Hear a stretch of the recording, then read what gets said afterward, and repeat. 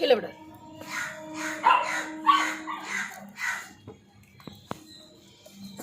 இன்னும் ஒன்று காணும்.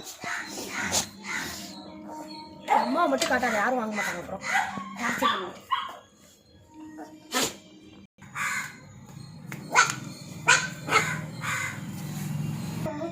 ரொம்ப செம்மையா இருக்குல்ல.